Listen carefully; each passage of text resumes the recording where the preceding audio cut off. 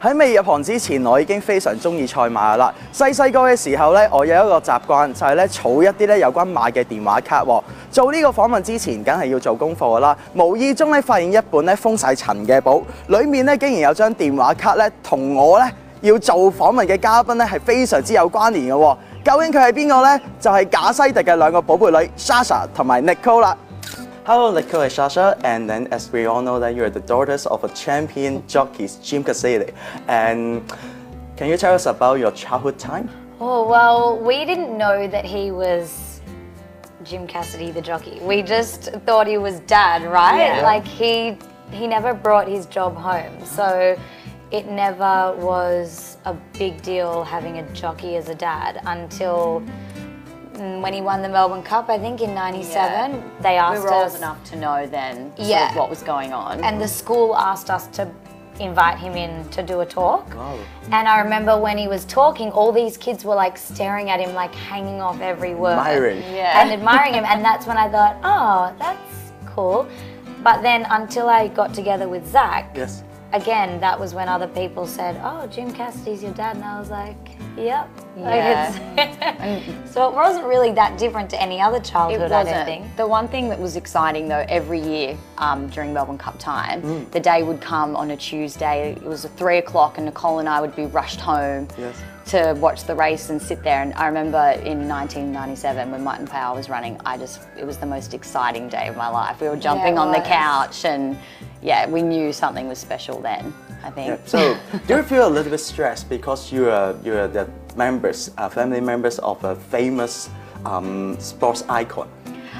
No, Not really. I think the only time you sort of think about it is, you know, when we were younger and we go to the races, you know, we wouldn't be silly or drink too much or things like that, you know, we'd like to be... Not the Aussie style? No, We go to watch the races. We go to watch the races, so... I mean, we do like to have fun, but yeah. it is important to us to watch, whether it's Dad riding or Zach riding. Yeah. It's important to watch the races for us. So that might be a little bit of a difference. Yeah.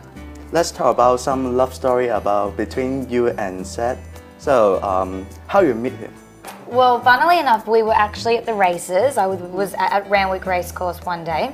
Yes. And I was with a whole lot of girls and we were all going out later, but I decided to wait for my dad to say hello. Anyway, Zach came walking out and we got chatting, which was unlike me because I wouldn't usually just chat to some guy that I didn't stranger know. at that time. But he was so friendly and he just, I don't know, when I spoke to him, it felt like I'd known him for a long time. Anyway, we got chatting and we didn't meet up at all. We kept running into each other at different times throughout the racing carnival. Yeah. And then we were at the sales one night. I was with a friend and we decided to go out and have a drink, a whole group of us. Yep. The rest is history. Wow. It was funnily enough though, it nearly ended in a disaster because when I got into the car with my friend and Zach and his friend in the taxi, we put our seatbelts on. Yes. And Zach was laughing like, what's with the click-clack front and back? And I said, well, safety's cool, Zach. Yeah. Anyway, that night, after Zach dropped me home in the taxi, he wasn't wearing a seatbelt and the taxi lost control and crashed. And he kept thinking, safety's cool, I should have been wearing my seatbelt. So I was looking after him from the beginning, Ian. Yeah. That's why safety is cool. It became your... It's like my slogan. Slogan, yeah. Because I believe in life, if you do the right thing and you follow the rules, it's not always the cool thing to do, but I don't like to get in trouble. And I like to know that I'm doing the right thing by people and by myself. So I don't know, safety is cool. It can be relevant to so many different things. So before Jim's retired, who are you going to support at the race? Zach or Jim? Both of them. You can't, I can't draw a line because at the end of the day, like, what's the point? As long as they both come back safe, that's all that I care about. Yeah.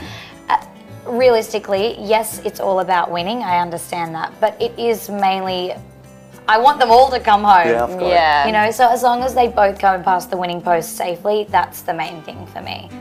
And you want them both to do well. So as long as it's sort of, you know, they both support each other. So that's true. Yep.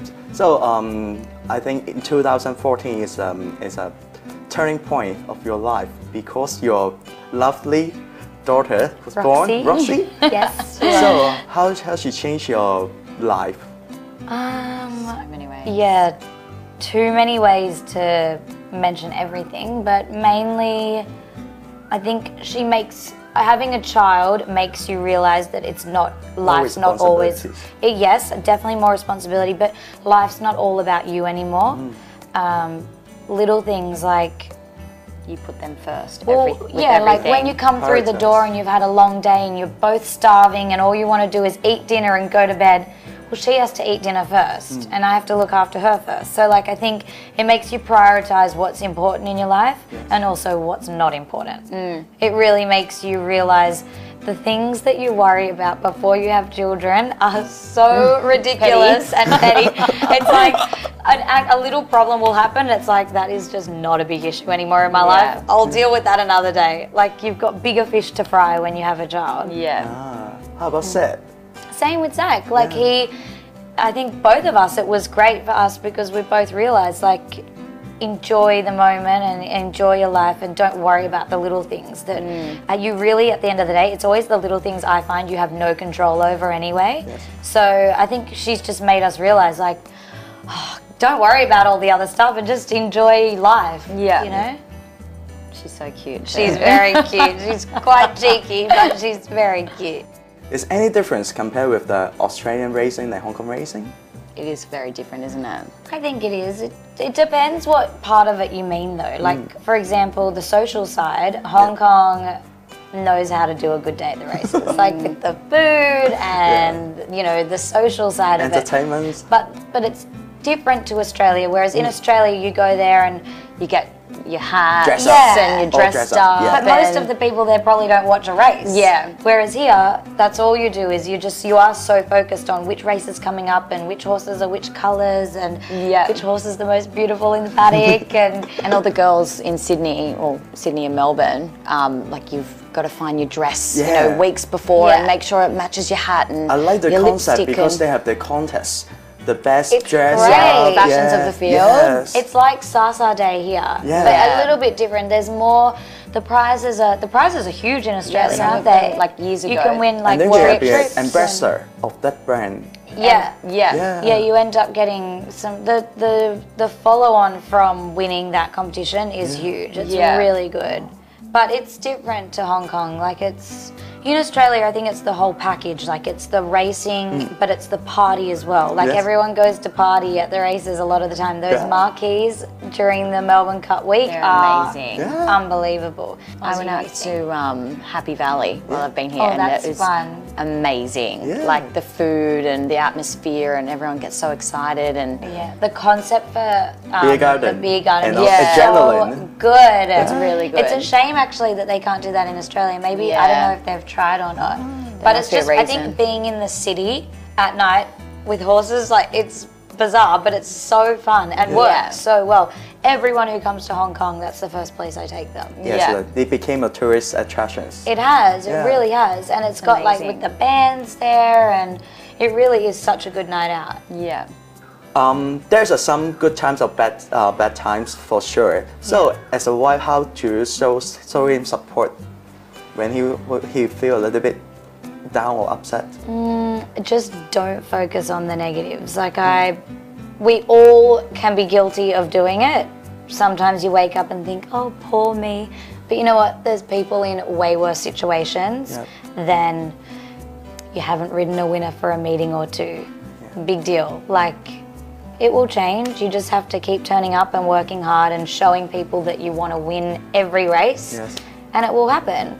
But I think as the person that is with a jockey, as long as you know that and you accept that yourself, that it's not always going to be about winning, then I think that will go on to your husband's outlook as well.